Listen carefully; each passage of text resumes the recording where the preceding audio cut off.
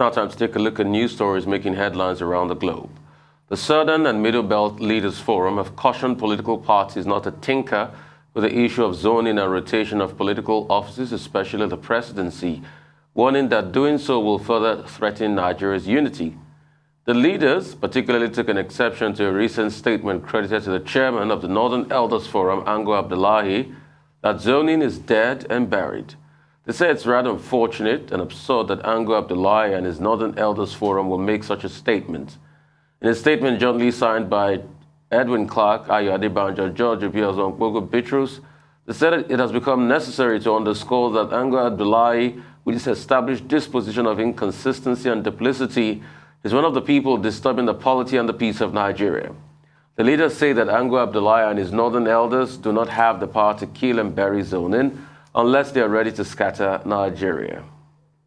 Meanwhile, there are strong indications that the All Progressive Congress may field a northern candidate that can compete with the People's Democratic Party if the opposition picks its presidential standard bearer from the north in 2023. The sources gathered on Monday that although the APC was interested in zoning its presidential ticket to the south, the outcome of the PDP's presidential primary scheduled for May 28 and May 29 will determine its final decision. It was also learned that the chieftains of the party in the north have started shopping for a strong presidential candidate from the region if the PDP's candidate is picked from the north. A lot to unpack, Tundu. I mean, what on earth is this? So what we're being made to understand, or what I understand from this story you just read, is that for the APC, zoning was just some kind of empty pastiche of what the PDP has done, so that if the PDP jettisons zoning, they will too. And we see how political parties can just discard their own ideologies like underwear. And we wonder why politicians just decamp willy-nilly. It's embarrassing at this point. And this is that false dichotomy, APC or PDP. As far as I'm concerned at this point, they're one and the same. Only interested in the acquisition and retention of power with not a thought for the kind of concessions that we make in this country, because we must make those concessions to protect this really fragile union. Are they trying to find out how fragile it is by really telling one half of a nation that you have no electoral value? Quite frankly, this is the message that I am getting. What you are saying is that we are not a nation. We're a contraption in which half of the country is a vassal region to the other. If you are saying that you cannot have a president from the south, this is exactly what I am hearing. And how far this, how far down are we going to go in this little rabbit hole of absurdity? Is the next thing going to be a northern Muslim president on the ticket and a northern Muslim vice president, since the rest of us just don't count at all? I mean, it's completely ridiculous at this point. Dr. Batu? Okay, what is clear to me is that the race for the 2023 presidential position has become a cat and mouse game. Cat and mouse, where the operative principle is watch your neighbor's yard. Whatever they are doing in your neighbor's yard, you try to do it too. And the APC, like the PDP, has been very inconsistent in this regard. One, the PDP abandoned Section 7(3)(c) of its constitution. The party that originated the idea of zoning and rotational presidency abandoned it for reasons of convenience. And key figures in the party have offered all kinds of reasons why this has become expedient. Now, the APC, speaking through Nasir Rufai, the governor of Kaduna State, ahead of its convention to appoint a new national working committee, national executive committee, working committee, decided that it will follow the example of the PDP with rotation. And we were told by Nasir Rufai that the party had decided to just reverse, the positions. Positions that were previously in the south will go to the north, vice versa. And on account of that, we all thought, and with the evidence before our eyes of most of the aspirants, with the exception of one, Yahya Bello from the North Central, coming from the South, that the APC are taking a decision to zone the presidency to the South. And now, last minute, we're now being told through the chairman of the party, Senator Abdullahi Adamu, that, the party has not taken a decision on zoning. Some other elements within the APC are saying that, look, President Muhammadu Buhari has, an electoral vote bank of about 12 million people in the northern part of the country. And Osita Okechukwu, the Voice of Nigeria Director General, has been pushing this, saying that, look, they have a captive audience in the north. So where are we at this moment? In both political parties, confusion in terms of zoning. First, it is unfortunate that the 2023 process at this point, ahead of the primaries, is dominated by the politics of zoning or rotational presidency, by the politics of ethnicity, and the insufferable ego of many of the individuals who are putting themselves forward in both political parties. Two, it looks like this race is going to be a two-party, two-horse race, okay, between the PDP and the APC. But in terms of values, I think all of us should be disturbed. Why should we be disturbed? The conversation, less than 1 year to the election, less than 9 months to the election, is not about what the aspirants or the political parties want to do for Nigeria. I don't know anybody who has articulated any concrete idea that could generate, robust discourse within the community about how to improve the circumstances of the average Nigerian, about how to deal with security challenges in Nigeria, about how, to move this country forward. All we see is just slogans, rhetoric, empty phrases. Now, the fourth point has to do with this Southern and Middle Belt Leaders Forum, saying that anybody that abandons zoning and that refuses to zone the presidency of Nigeria in 2023 to the south might as well kill and bury Nigeria. In other words, 2023, the message we're getting from both parts of the country is this north-south divide. We often say that there isn't a north-south divide in Nigeria, but clearly there is. And the 2023, electoral process is beginning to throw up that ghost of a north-south divide, with key leaders in the southern and middle belt part of Nigeria, Professor Obiozor representing the Indengbo, Dr. Pogu Britrus representing the Middle Belt Forum, Pa Ayo Adebanjo representing Afenifere, and who else is on that list? You have these groups coming together, and they are saying that, look, to allow another 8 years of northern presidency succeeding the Buhari presidency will amount to an assault on the unity of Nigeria. So this is where we are. And I think all of us should be worried about that. The leaders who are saying this, they said it last week at the Greater Nigeria Conference. They followed up with other interventions.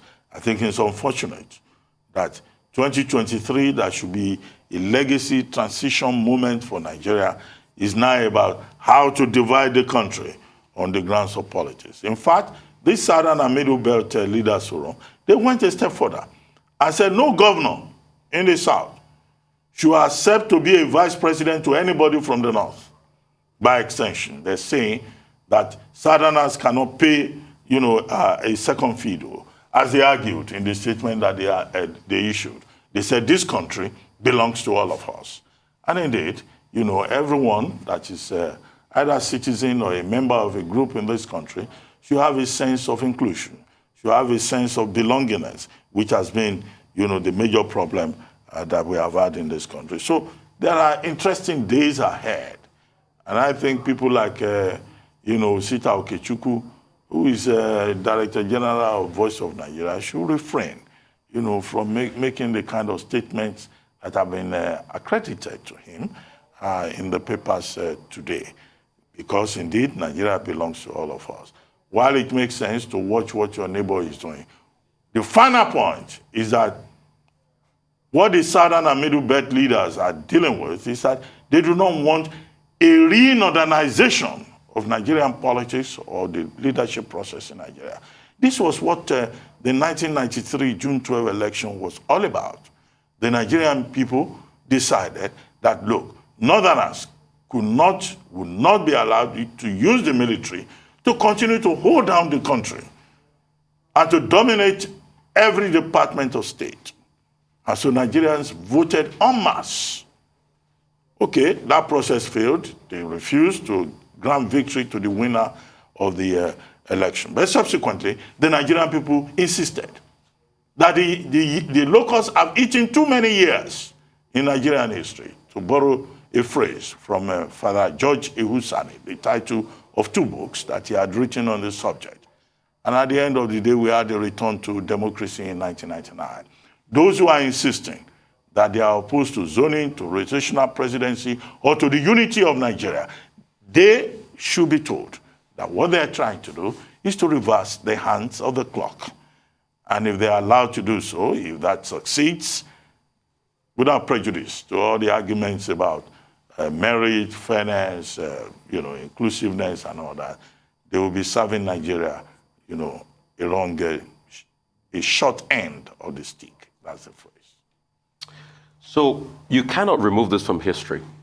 And let me hazard a guess about how the North thinks. All of this stems from what happened that night when the coup happened in 66. The North felt outdone. The North felt after they couldn't see Tafawa Balewa in a couple of days, and they were making the meeting as regards who will take over Nigeria, before Aguiyi Ironsi stepped in, that they put forward a Dip Chirima. And people from the South, those in the cabinet then rebuffed it. So they felt they've always had the short end of the stick. And that's why for them, it's a fight to finish them politically. And it dials back to that era. And what they're exercising here is the same thinking. The fact that Olusegun Obasanjo did 8 years, Umaru Musa Yar'Adua's term was truncated, Goodluck Jonathan stepped in, did a couple of years, then Buhari has just done some time, and the argument the likes of Atiku Abubakar of this world are pushing forward is that argument of 14 years. That's one argument. That's a sentimental argument, which doesn't hold water. Because what would you say about the Southeast, for instance, that has never been president since the return to democracy? The Southeast that has been unfairly treated, the Southeast that is on fire today because of the marginalization. Then there's the next group, the delusional group, and I call them, the politicians, that are playing a game of game theory. So what the APC is trying to do now is to get something called the Nash equilibrium. They are looking at the PDP and they want an equal game, a Nash equilibrium. So if the PDP goes north, they'll try to change their own game theory plan to north so that they can get a Nash equilibrium. But which is also delusional, because all of this, they are doing it oblivious of the feelings of the people. If you take a sample size of Nigerians today, a lot of Nigerians feel that it will be injustice after 8 years of President Muhammadu Buhari that the power should go back to the north. And if you think I'm lying, they'll show you in the elections. You'll see how they'll vote. A sizable part of Nigerians. And when people like Osita Ikechukwu makes that argument of a vote bank of 11 million, 12 million that President Buhari has, I repeat by saying, he has that 12 million vote bank. He couldn't win in 2011, isn't it? But he had to come do a deal with the South, West, the likes of Bola Tinubu and co, to be able to win in 2015. He had that vote bank in 2007. He couldn't win, Abi. So when they keep making this funny argument of a 12 million stock vote, I'm like, the stock vote was so palpable that he couldn't deliver elections. Because we talk as though everything is voted for only from the north in this country, that other parts of the country don't matter. If you've got 12 million stock votes, and he says other parts don't matter, but he should not forget that in subsequent elections, those 3 million stock votes he gets from the south and other parts of this country tips him over the balance. And the truth has to be said, if the popularity was so groundswell, he should have tipped beyond the 15 million mark. Correct me if I'm wrong. I'm not sure President Buhari has won any election in this country over the 15 million. Has he ever had 16 million votes in this country or 17 million votes? No. So you need every part. And how do you bring in every part? You must make them feel included. So zoning is something that everybody has been pushing for. And power must come to the South, favorably the Southeast, because they have not enjoyed this part of the pie. So when people like Angu Abdullahi says, Professor Angu Abdullahi says, it's dead and buried, I'm like, hello? How have you become a determinant factor in zoning being dead and buried? How? Were you part of the grand plan initially when zoning was decided? My response would be, it's not dead and buried. Let us use it. And you see, when they make this argument about power should be able to come to any part of the country, blah, blah, blah, blah, blah. Yes, but we want effectiveness. But Nigeria is not there yet. Nigeria is not like America, where when Trump ran for presidency, him and Hillary Clinton were both from the state of New York, the two presidential candidates. We want Nigeria to get there, but it's not there yet. So it will have to rotate power around effectively, then it will not get to a place where we can have fairness and competence. So I miss the other problems of people are complaining of restructuring, which I think is an even bigger issue. Because this talk about zoning, people not being treated fairly, is because we are not running a federal constitution like in CC, where power is devolved across the region, so people feel unfairly treated. But please, zoning can't be jettisoned. It's not when it's the time of the South you now say it's jettisoned. If you wanted to say that, I think you will have had a moral right to say that in 2019, but not now. You mentioned game theory. The major exponent of it in political science in Nigeria is Professor Billy J. Dudley, you know, and then Peter Eke, also a late professor, also broke it down for us about the contradictions within the Nigerian political space. And their position, you know, rings true forever. Further expanded upon by Richard Joseph in his book, Prebendalism in Nigerian Politics. Anyway, no time. Thank you so much for the insight, Dr. Apathy. Yeah. The Met Gala, an annual Who is Who fashion event in New York, has just concluded. It has just been under 8 months since the last gala, an annual fundraiser that raises 8-figure sums for Metropolitan Museum of Art Costumes Institute. This year's gala coincides with the opening of the second part of the 2-part exhibition at the Costume Institute focused on American fashion and style. More than $16.4 million was raised last year. The Starry event is the Institute's primary budget feeder. Vogue and Winter has run the gala since 1995, and she continued as one of the night's honorary co-chairs, along with designer Tom Ford and Instagram's Adam Mosseri. The official co-chairs for 2022 were Regina King, Blake Lively, Ryan Reynolds, and Linda Manuel Miranda. And the star-studded event also included the Kardashian-Jenner family, a pregnant Sophie Turner, Joe Janus, Gigi and Bella Hadid, Kerry Washington, Megan Thee Stallion, Gwen Stefani, Venus Williams, and many more. As well as you would expect, Arise News was there on the red carpet catching all the glitz and glamours of the arrivals. Here is Arise 360's host, Kachi Ofia's earlier speaking with TV host Lala Anthony.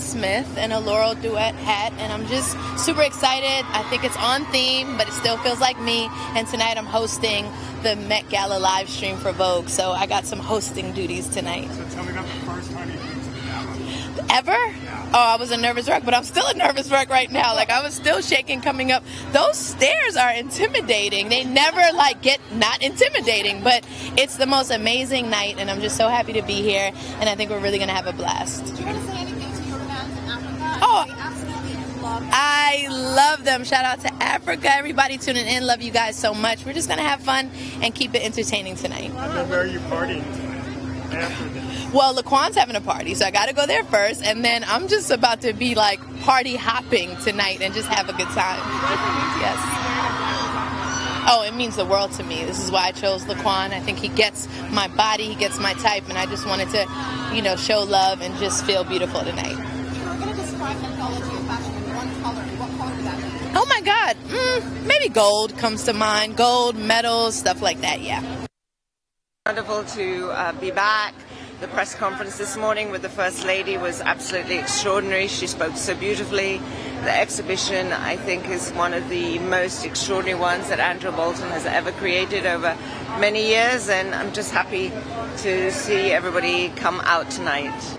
My God, that's always a hard question. I hope that it just shows that we're all being part of our moment. You really never know until you look back. And then you can see threads of what was about to happen or where we had come from. I think it's hard to predict. It depends on what happens tomorrow. And we'll look back and say, aha, could sort of see that that was in the air. It feels amazing that that people still see fit to invite us to special events like this, that we can still feel a part of this New York community, as even though we've moved on to other towns and on to other projects, and also it's a reunion. We get to see each other again. How fabulous. Well, that's all on the news headlines. We'll take a short break now. When we return, we'll have Michael Wilson and Adeswa Amora to give us updates on global business and the COVID-19 pandemic across the globe. Stay with us.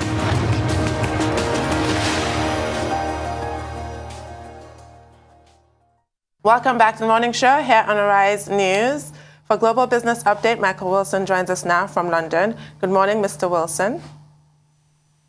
Good morning. It's a bit of a quiet start again, really, as far as China, Japan, Singapore and India.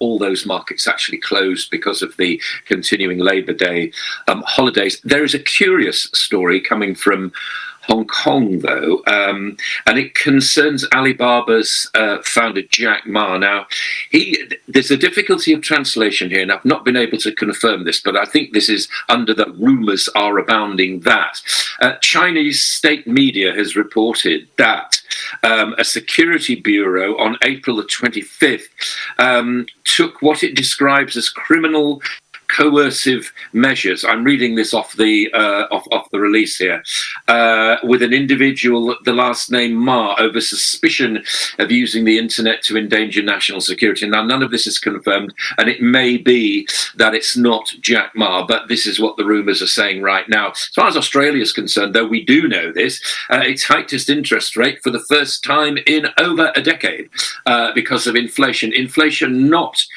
reaching the sorts of levels that it has here, for example, in the UK, but it's still quite high, and it's really joining in, this general kind of feeling that central banks are tightening, and I don't need to remind you of which others are going to be doing that as well. HSBC has been edging higher this morning.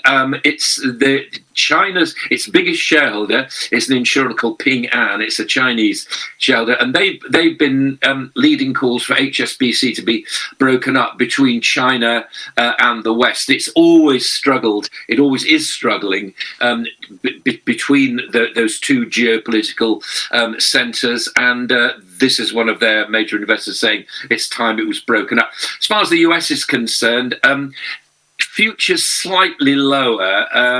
It was down about 57 points on the Dow. There was a bit of a catch-up yesterday, as you know, as far as the markets were concerned in New York.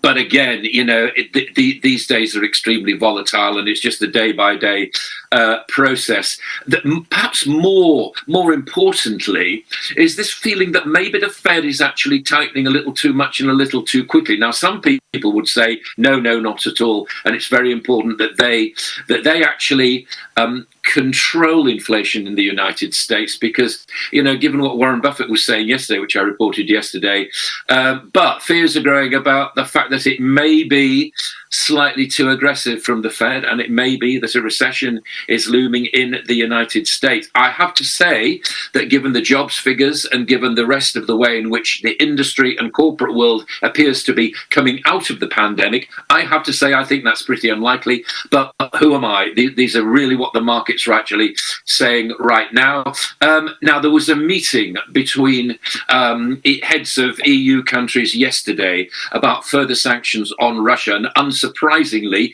Germany, which has over the past few weeks been very, very reluctant to clamp down on sanctions, particularly about gas, is warning that to do so, to clamp down on Russia, may well harm other EU economies. However, it's not to say there's been disagreement. They're just coming at this from different points of view. The EU is also accusing Apple of breaking competition law in its payment system, only allowing its own products to be subject to that. In the UK, again, staying with tech, Boris Johnson is joining this sort of last-minute pitch to keep Arm in London, to have its IPO in London rather than Wall Street. Its owner is the Japanese company SoftBank, and they are saying that Wall Street really is the global centre of tech. So it may be that London loses that. It's felt as though this would have a deleterious effect on the UK tech landscape. Meanwhile, UK ministers are ditching plans to empower a tech regulator, the Competition and Markets Authority, with more powers over tech. And this is dismaying some critics of Google and Facebook who are saying that, we really need to do this. And finally, oil prices rising a little as these sanctions, we don't know the details of what these sanctions are going to be, because as I understand it, very little will be decided until it's over the next few days. But I've got Brent at about 107 and the WTI futures at around 105. That is the global view. All right. So, Michael, the truth has always been the fine balancing act of using interest rate to curb inflation is pretty much akin to taking blood pressure medicine. The question is, how well do you balance the act? And a lot of people are arguing that the fact that the Fed is now complaining, maybe they're doing it too quick, is because they have not done what they ought to do in the past. So they left it too late before this cushioning effect. What's your take on that? Secondly, I'd like to talk a little bit about British tech. What is happening to British tech? Because you see, we thought after the ARM deal by SoftBank and the likes, we're going to have many more British tech that are going to probably make unicorn and do well on the markets and the likes. But we've not seen that, big push by British tech. For me, British tech, correct me if I'm wrong, sort of like akin to French tech, where most of the companies on the CAC 40 are well over 100 years old. Yeah, as far as the Fed's concerned, I absolutely agree with you. I think that they probably have been seeing the fact that they are a little late getting to the party of increasing interest rates. But again, that's a criticism. I mean, will the Fed engineer a soft landing? That's really what we're hoping from the United States, and that's really down to central bankers and the monetary authorities to deal with that. That's why they get paid the big bucks. So we hope that has to happen. But I fully understand what you're saying. And it's again something we've discussed quite regularly, haven't we, on this programme. As far as British tech's concerned, I think that the move actually, I think it'll be a shame if for the UK if ARM lists in New York, but it has to list where it has to list, and if that's going to bring it to the attention of investors in tech more than London, then it will go there. I feel as though that the other story which I mentioned about the actual withdrawing back from over-regulating tech companies, whilst that's not pleasing the multitude of critics that the Googles and the Facebooks of this world attract, at the same time, the Prime Minister is saying, actually, we don't legislate our way to growth and prosperity, and the Conservative Party does not do that. Now, you take that as being propaganda, whatever you like, it's politics talking, but I think it's quite an important signpost to the rest of the world, saying that we will not over-regulate tech. Whether or not you think that's a good idea or not depends on which side you're coming from, actually. I think that the social media sites, for what it's worth, have a lot to answer for and will continue to do so. And as I say, I have my deep doubts about this so-called free speech, which sounds very good, but can actually hurt and harm a lot of people. Okay, let's start with Australia. Clearly, a cost of living crisis has occurred under the watch of Prime Minister Scott Morrison. And now 3 weeks to election, rates have been jacked up, the highest rate in 11 years. Inflation is over 5%, about 5.8%. But Prime Minister Scott Morrison says, look, this is not about politics. How is it not about politics? How is it about just brass tacks, real economic situation, considering, the pressure that the people of Australia are going through, more or less like the people in Britain also. I wanted your comment on that. And then the U.S. Supreme Court, we're told, is about to upturn in a majority decision written by Justice Alito of the Supreme Court. And, the 1973 decision on abortion, Roe versus Wade. And this is coming at a time when some companies like Amazon and others are providing support for persons within their employment who want to take elective abortion. So this controversy about elective abortion, which is likely to be endorsed by about 20 states in the United States, how is it likely to affect the world of work? I know you don't like to talk about politics, but the abortion case is related to the world of work, and the situation in Australia is an economic challenge. I think the economic challenge in Australia is not quite as tough as it's going to be in the UK, because whilst their inflation is high, it's not as high as it is here. But again, it's this real question, isn't it? I mean, what can I tell you about politics and politicians? Probably nothing. They're the same the world over. Is it right that the Australian central bank has increased interest rates? Probably is. By a lot? No, not really. In historical terms, not a great deal. Australia is still regarded by many as the lucky country, and I think it probably will remain that. Yes, you're right about abortion and the rest of it. Again, I'm not really qualified to place comment about that. Yes, of course, it affects the world of work and how long people actually take holidays for or take time off for and so on. But really beyond that, I'm out of my depth. I don't know how it actually unfolds there. I don't know what the proportion of abortions is to births in the United States. I'm afraid I'd love to answer your question, but I don't know. I'm sure it will have some kind of impact. I have to say I'm slightly more concerned because I can't really understand is why the workers at Amazon have decided, we're talking about the world of work, not to join. The majority of them do not want to participate in a trades union. That to me, I think is a very, very important thing. That's quite baffling. And Amazon is one of those companies that's weighed in on this abortion issue and has said that they will pay to transport their workers who seek an abortion in a different state. But yes, I don't like this territory either. So a sharp segue to Apple. Why are they being so obstinate? That's what it looks like from my perspective. They're fighting this antitrust battle on different fronts. We've talked about Apple and Epic Games here. There's Apple and Spotify. Why don't they just open up on their own terms rather than have terms forced on them? It doesn't really make a lot of sense. I mean, okay, to be fair to them, their stance has so far been that they're trying to protect their customers, but that doesn't seem very convincing. That's my first one. And secondly, going back to ARM Limited, of what value is sort of political intervention in such a decision? Do you think that Boris Johnson might sway them so they, shelve that IPO in New York? No, I don't. I don't think it will make any difference at all. I think it's a purely a commercial decision. And SoftBank, as I said, have already said, the Japanese owners have already said that as far as they're concerned, that New York is the center, is the global center of tech finance. And I mean, if they think that and that's where they're going to go, then that's where they're going to go.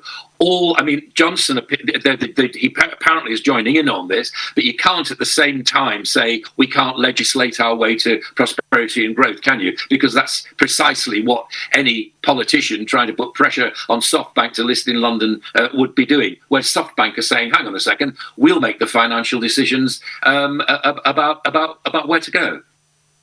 And Apple? Yes. Well, What can I tell you about Apple that you don't know already? I mean, it's something which I think the regulators are actually going to have a lot to say about this. It's all right posturing, but remember that there's plenty of time that the lawyers will go very, very, very, very slowly on this.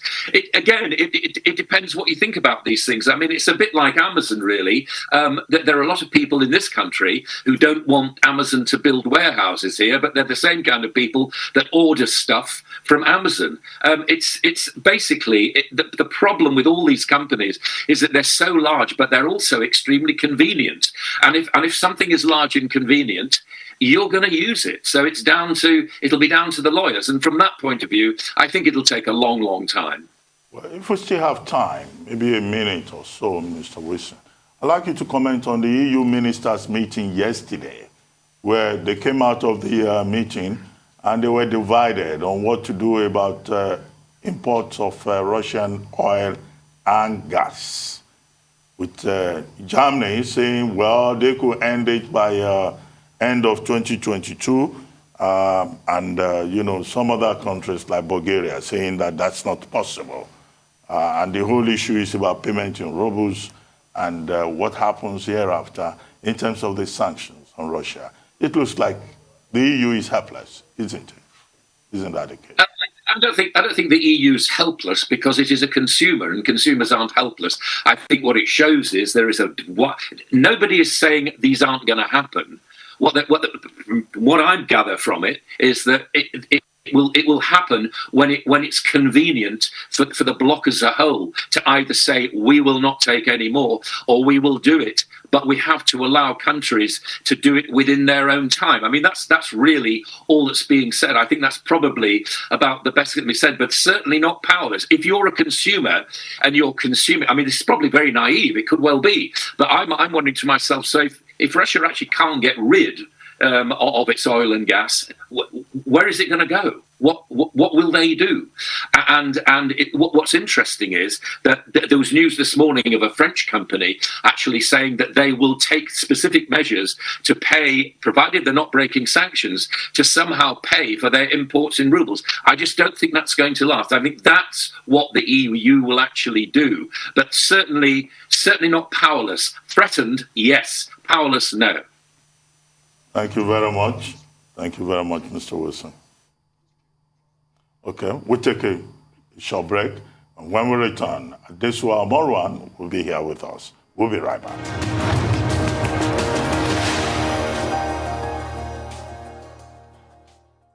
Welcome back to the morning show right here on the Rise News channel. For update on COVID-19 pandemic, Adesua Morwan is here with us. Adesua, good morning. How are you? Very well. Good morning, Rufai. Good to be here. Good morning, Tundu, and good morning, Dr. Abati. Morning. Well, over 514 million infections of the COVID-19 have been recorded globally, according to the Johns Hopkins University. At least 6.2 million casualties so far. And across countries and territories of the world, at least 11.3 billion vaccine doses have been administered. Sometime today or tomorrow, we should be getting a better outlook for the movement of the pandemic in the last 7 days, according to the WHO epidemiological report. I'll keep an eye on that for you. Well, as at May 1st, in the 36 states and the Federal Capital Territory, Abuja, in Nigeria, 23.5 million of the targeted population have been partially vaccinated, meaning they've received one dose of the available vaccines in the country, while 15.5 million others have been fully vaccinated, and that's just about 13.9% of the 70% Nigeria hopes to vaccinate before the end of this year, 2022.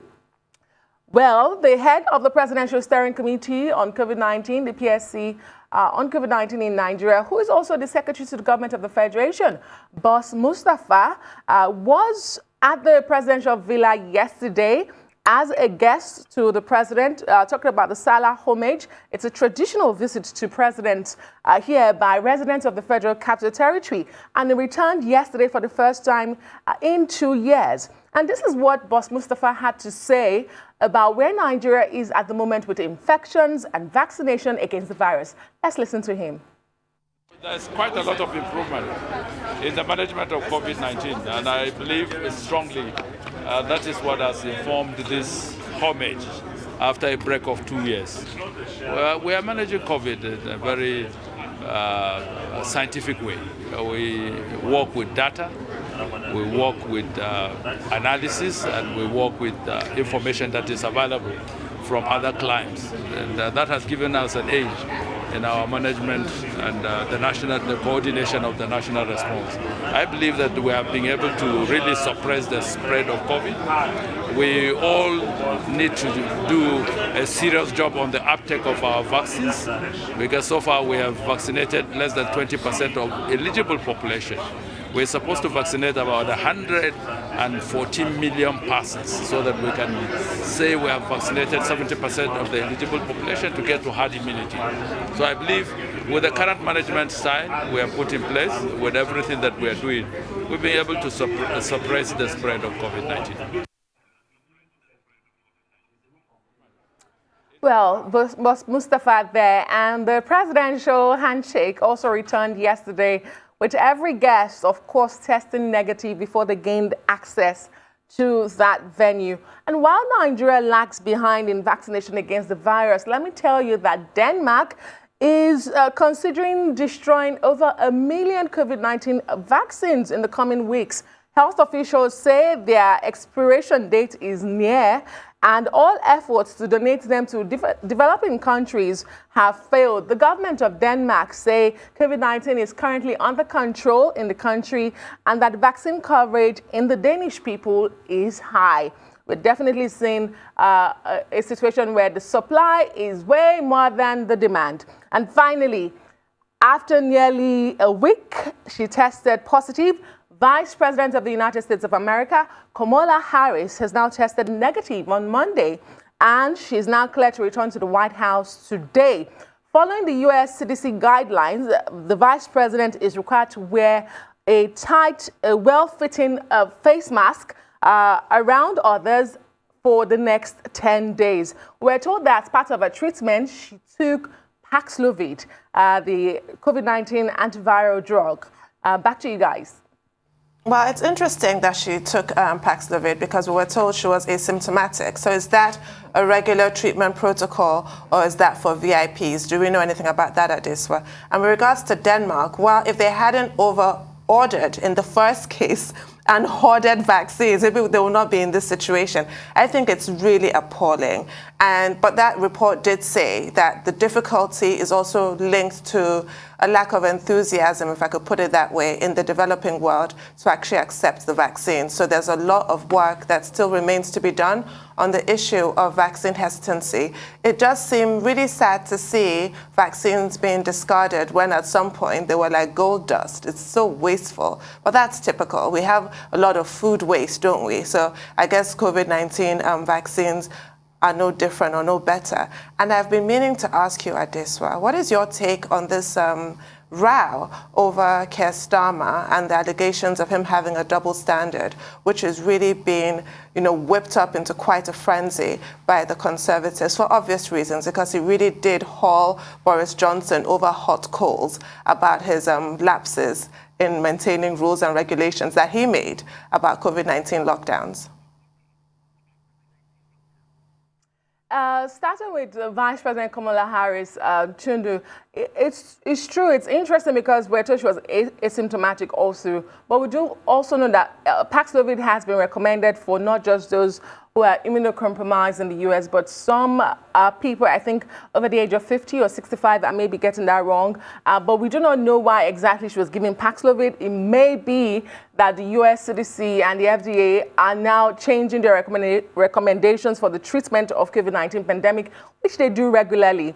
As for Keir Starmer, he's been accused. You also remember there were parties, at least one party that he attended where pictures surfaced where he was having drinks with colleagues. But his excuse at that time was that it was not a party, it was just, and he stopped briefly to have just drinks with colleagues. So you could say double standard, because that's the same thing Prime Minister Boris Johnson has been accused of. However, I don't think that it will be fair to compare those two, because we saw Prime Minister Johnson attending one too many of those parties. At a time, the country was limited to 2 people gathering at a time. We saw many of the Prime Minister's aides and himself, as well as his wife and very close family members, gathering for parties. So double standard, maybe to an extent, but I don't think it would be fair to compare the two. And as for Denmark, a lot of developing countries, including Nigeria, have said there is no point in taking these vaccines when we are unable to administer them because their expiration dates are near. It's a case of once bitten, twice shy. And those expired or soon to expire vaccines do have consequences on the low uptake of vaccines in this country because people are already skeptical. They don't want to roll up their sleeves to get these vaccines. And then they hear, oh, the vaccines are expired. So, for instance, the Nigerian government has said if they do not have a certain time limit, we would not take them. And I think that's where Denmark is having a problem. And you're right. They've been hoarding these vaccines. They don't need them anymore. And they're looking for where to push them to. Well, thanks, Ade. So I actually wanted to say I agree with you on that issue of the false equivalence with Keir Starmer and Boris Johnson. But it might be an idea if they just stop drinking while they're working. They should try that. On Denmark, both of you are right. Denmark has a population of 5.8 million. The country has been able to vaccinate up to about 82% of its population. 62% have received booster doses. And Denmark has donated up to about 9 million vaccines to developing countries. But this time around, you are right when you say, look, these vaccines are about to expire.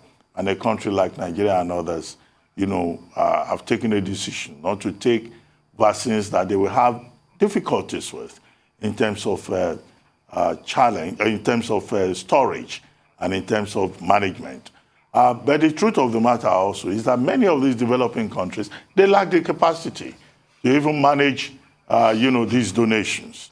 So we talk about, vaccine equity on one hand, the responsibility of the developed world, but at the same time, you have the challenge that many of these countries don't have the capacity. We have seen examples of countries that had to, in fact, reject or donate to other countries what was donated to them.